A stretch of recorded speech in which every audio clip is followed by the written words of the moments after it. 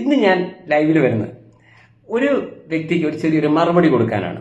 Flash back. Santhosh Pandit പോലൊരു കഥാപാത്രം ഉണ്ടായില്ലേ, നമ്മൾ വളരെ പെട്ടെന്ന് തിരിച്ചറിഞ്ഞു അയാൾക്ക് ചില എന്തൊക്കെയോ കുഴപ്പങ്ങളുണ്ട്, ഒരു മാനസികമായിട്ടുള്ള എന്തൊക്കെയോ വിളിച്ചു പറയുന്ന ഒരാളായിട്ടൊക്കെയാണ് ഞാൻ അയാളെ മനസ്സിലാക്കിയിട്ടുള്ളത്.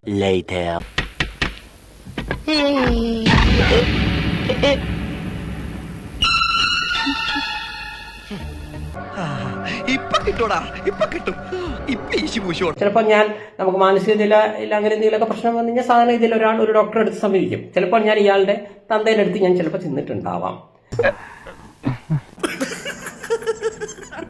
ചിലപ്പോൾ ഇദ്ദേഹത്തിന്റെ അച്ഛൻ അങ്ങനെ ഒരു സൈക്കോളജിസ്റ്റോ അല്ലെങ്കിൽ ഇത് പഠിച്ച ആളോ ആവണമെന്നില്ല. ചിലപ്പോൾ ഇദ്ദേഹത്തിന്റെ അച്ഛന്റെ അച്ഛൻ, അപ്പൊ ഈ ഇദ്ദേഹത്തിന്റെ തന്തേന്റെ അടുത്ത് ഞാൻ ചെല്ലുന്നു. വല്ല തെളിവ് നിങ്ങളുടെ അച്ഛന്റെ അടുത്തുനിന്നോ അച്ഛന്റെ അടുത്തുനിന്നോ ഒരു തെളിവുമായി വരണം എന്ന് പറയാൻ ഞാൻ ആഗ്രഹിക്കുകയാണ്. എനിക്കൊരു അബദ്ധം പറ്റിപ്പോയതാ, ഇനി ഒരിക്കലും ഇത് ആവർത്തിക്കില്ല, എന്നോട് ക്ഷമിക്കണം. Take an example. അദ്ദേഹത്തിന് ഞാനൊരു മനഃശാസ്ത്രം പഠിപ്പിച്ചു കൊടുക്കാം. അദ്ദേഹം മരിച്ചുപോയി എന്ന് സങ്കല്പിക്കുക. അപ്പൊ എന്തായിരിക്കും അവിടെ സംഭവിക്കുക?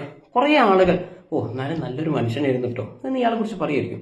കുറെ പേര് ഇപ്പൊ എന്തൊക്കെ ഇയാളെ കുറിച്ച് പറയാൻ സാധ്യതയുള്ളൂ, ആ നാറി ചത്തത് നന്നായി എന്ന് ചിന്തിക്കുന്ന ആളുകൾ ഇദ്ദേഹത്തിന്റെ ചാനലിൽ തന്നെ ഉണ്ടാവാം. ആ ടൈപ്പ് സ്വഭാവങ്ങൾ അദ്ദേഹത്തിനുള്ളത്. പിന്നെ ഈ റിപ്പോർട്ടർ ചാനലിലെ ജീവനക്കാരൻ എന്റെ മാനസിക നിലയെ കുറിച്ച് പറയുന്നു. ഞാൻ ചോദിക്കുന്നത്, ആരാന്റെ മാനസിക നില പരിശോധിക്കുമ്പോൾ സ്വന്തം മാനസിക നില റെഡിയാണോ?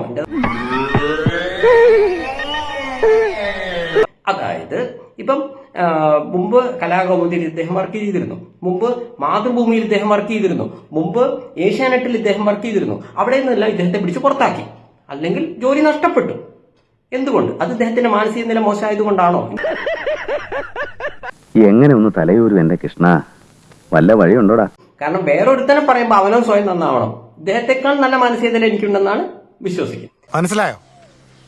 ഇദ്ദേഹം ജീവിച്ചിരിക്കുന്നതിനേക്കാൾ സമൂഹത്തിന് സന്തോഷ് പണ്ഡിറ്റ് ജീവിച്ചിരിക്കുന്നതുകൊണ്ട് ഗുണമുണ്ട്, അത്രയും എനിക്കറിയൂ. ഉണ്ണി ബാലകൃഷ്ണനേക്കാൾ നല്ല മാനസിക നില സന്തോഷ് പണ്ഡിറ്റിനുണ്ട്.